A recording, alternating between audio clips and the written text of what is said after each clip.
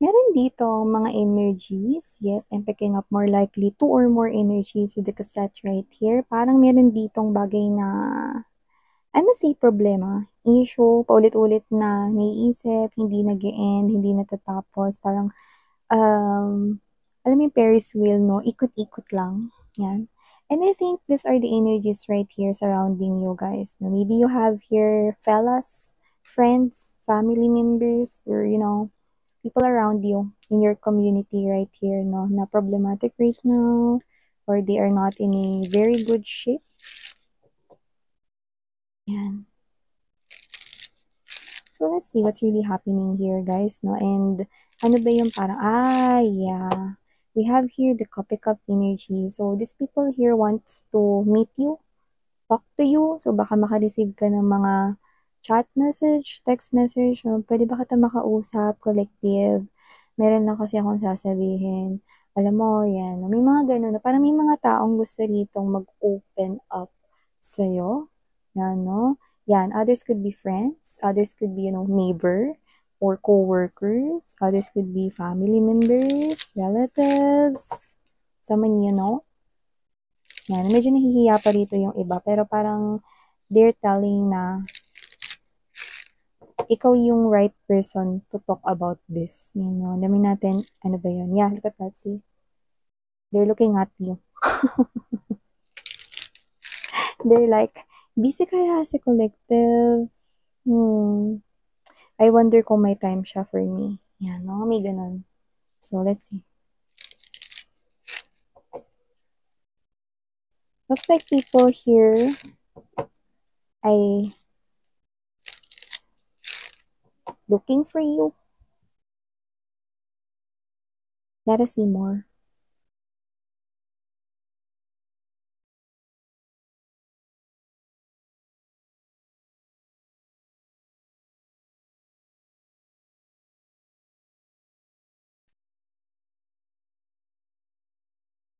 Oh, okay.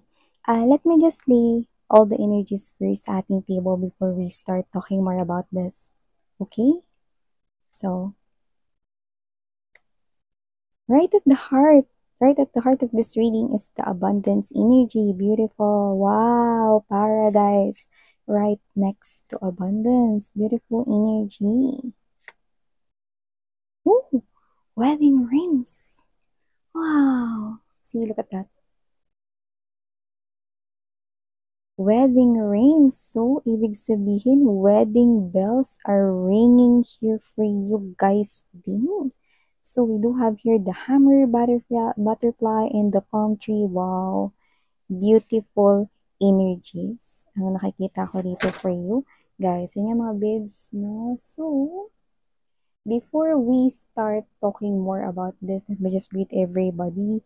Hi and hello there, new subscribers. Ako po si Yan. Welcome tuloy po kayo rito sa aming community together with may pabalik-balik at walang patid na mga supporters na nagmamahal sa akin. Thank you po sa inyong walang hanggang pag-suporta since day one na nagsimula ako. From the bottom of my heart, thank you so much everyone. At kung hindi niyo pa po knows, mayroon pa po tayong isa pang channel. The link is down below sa ating description box. Yan mga babes, no? Yan. So, wala tayong gender.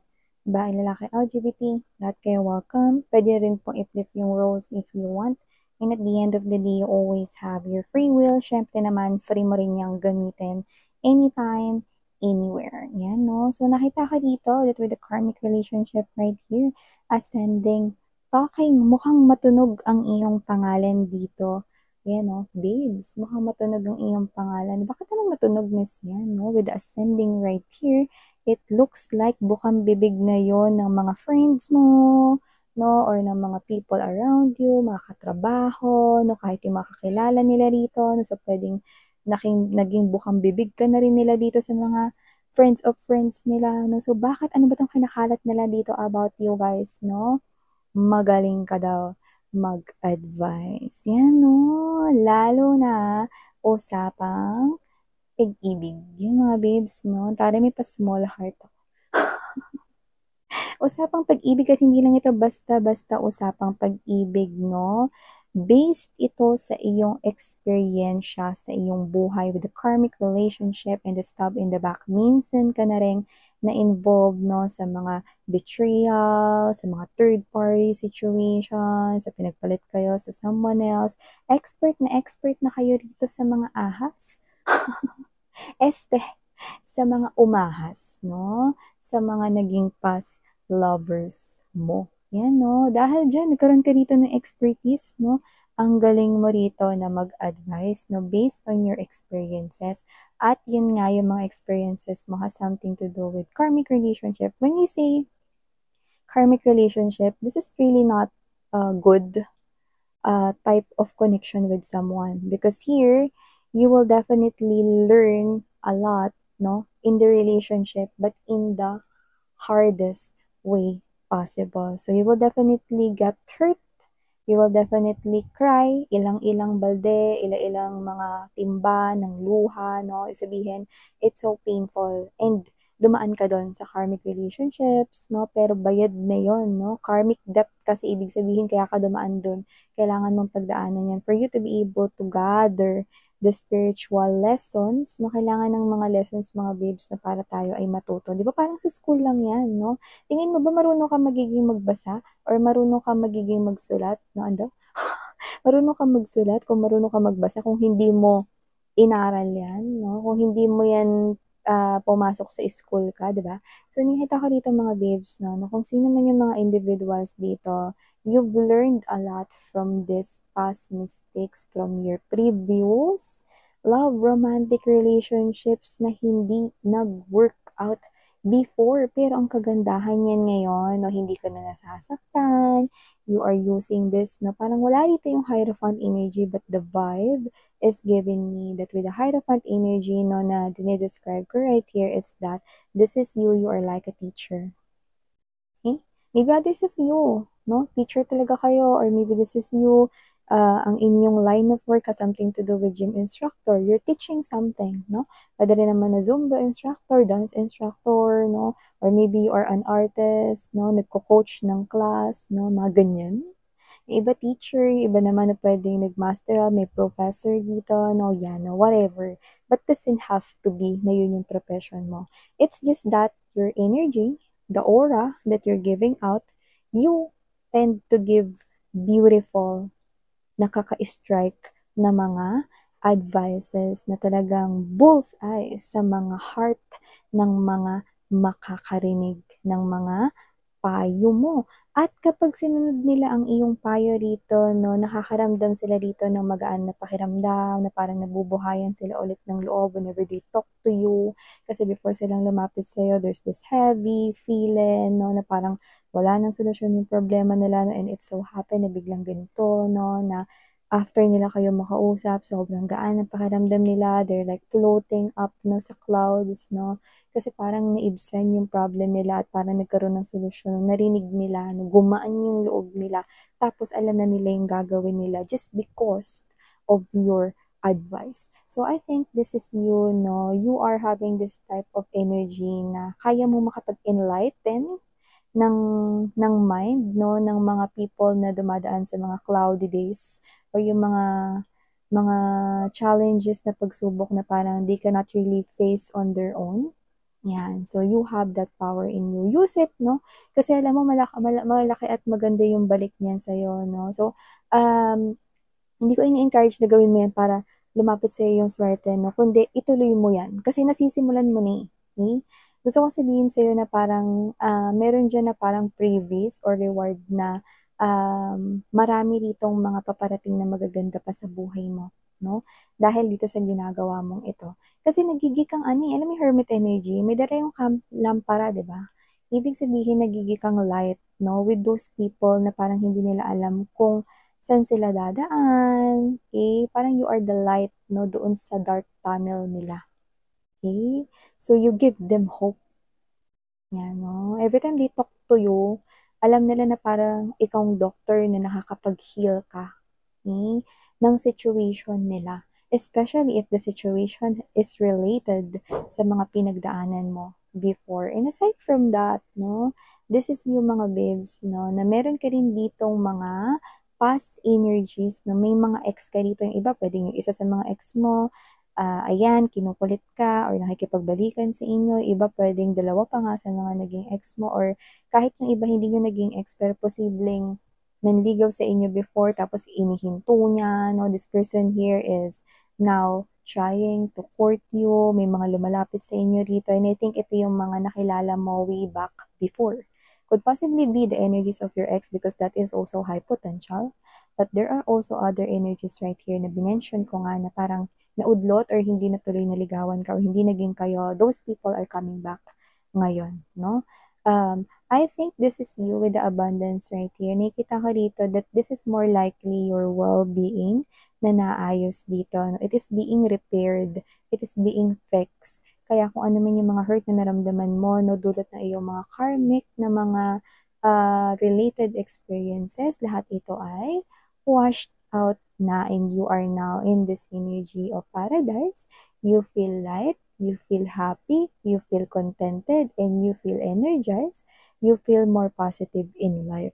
At nakikita ko rito, no, na dahil isa nga ang pag-ibig sa nagturo sa'yo rito, no, ng maraming bagay, kahit na dun sa mga painful na mga experiences from the past, dito nakita ko, no, ang pagbubukas ng pagbabago, lalo na sa larangan ng pag-ibig para sa'yo.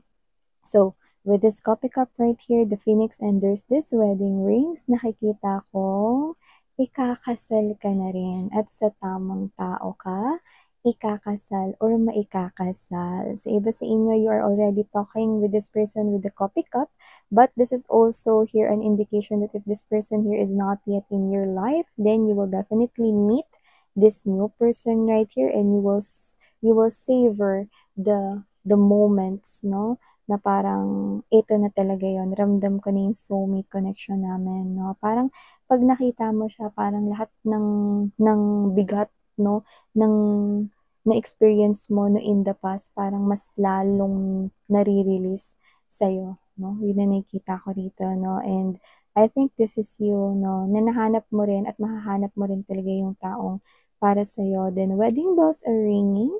So, definitely, you will get married here with someone you're really supposed to meet. Yan, no? So, nakita ko dito na may kinakausap ka na, yung iba may napili na kayo, and this is not just wedding. Look at that. Basahin mo, no?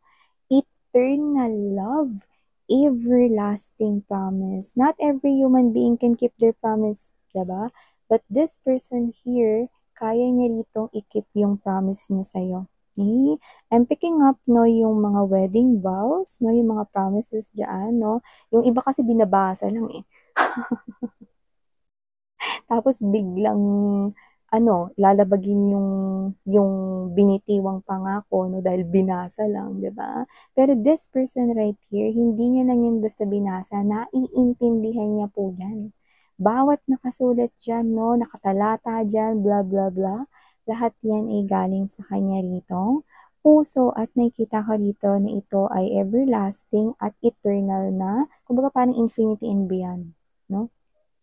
Yung makikita niya rito sa inyo, no? Basta, when you first met your person, lalo na kung nagkakilala na kayo, you feel something na ay, eto na yun. Ito na talaga yun, no? Eh, yung iba sa inyo, na nakita ko dito, na kung hindi niyo pa siya nakikilala, kung paparating pa lang siya, even yung pagpasok niya doon sa area kung nasan ka, no, whether 10 feet away pa lang siya sa'yo, papalapit pa lang siya sa'yo, you feel something great. You feel that love vibe only you can describe. Okay? Yung let's say, ganito, sige sabihin na natin, mainit sa labas kasi maaraw, diba? Pero, ikaw ito, no, na parang dun sa loob, no, hindi porket may aircon yun, kung saan kayo makikita kung coffee shop man yan o bla bla bla, diba? Hindi porket yung aircon, malamig, no, hindi, iba yung vibe. Dagdag ng comfort, no? Parang hindi mo ma-describe na parang gusto mo na matulog doon, no? Parang ginawa mo ng kotelyon. Ganong klase ng comfort, no? Na parang sobrang panatag ka lang, sobrang komportable ka lang, sobrang familiar ka lang, no, dun si energy na yon. And yes, because that is the one na infinity and beyond mo, no, that I love you to the moon and back, no, yan yun. So, wow! And with the hammer right here, butterfly, and the palm tree, this is very good because this is something here na mga natutunan mo noon, no, na parang naging gabay mo, no, para muli mo ulit mabuo yung buhay mo, yung sarili mo. Okay? This is more than self-love here. Okay? It's true that sometimes when you got lost in love or sabihin natin, no, na parang kapag ka nagmahal ka minsan parang nakakalimutan mo yung sarili, no, pero nahanap mo yung sarili mo rito. And the butterfly right here in the palm tree, this is an indication, no, na you're really moving into this new environment here of your life. The new beginning here is coming for you. And you're making it happen because ikaw ang may hawak ng pamukpok na yung martilyo na yan para muli ritong i-rebuild ang iyong buhay, no? At ngayon, with the palm tree, this is something here more stable than before. This is something here na hindi lang tungkol sa love life mo, but you will definitely found your great one true love. But this is also about here your life in general. You will rebuild every single area of your life at mas mapapaganda at mas mapapabuti talaga, no, ang mga susunod na magiging mga sitwasyon right here for you. There are a lot of positive things coming in into your life, no, and you will definitely witness that, no.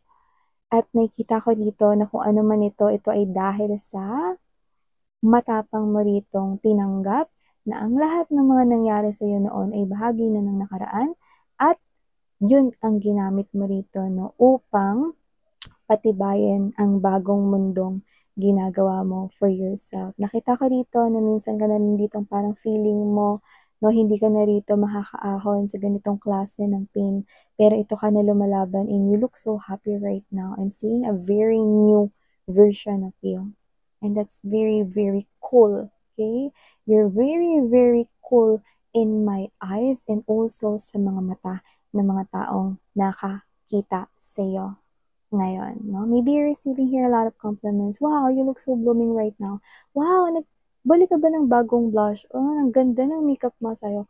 Uy, bare, ang gwapo mo naman dyan sa bago mong hairstyle, no? Everybody's complimenting you. And because they're noticing your aura, your positivity is definitely napaka-vibrant dito. Diba? It's vividly seen, no, ng mga taong nakapaligid sa'yo. Continue to rise here, babes, because you don't know what else will come to you and you will be amazed because those wonderful things will definitely stay in your life. Palm tree energy. So yeah, wow. Thank you so much, babes. No, please do check out other channel if you're interested, no, in watching there. Then, kita-kita din po tayo doon. Link is down the description box. And muli ako po si Yan Sara ngayon. Love and light. Annyeong!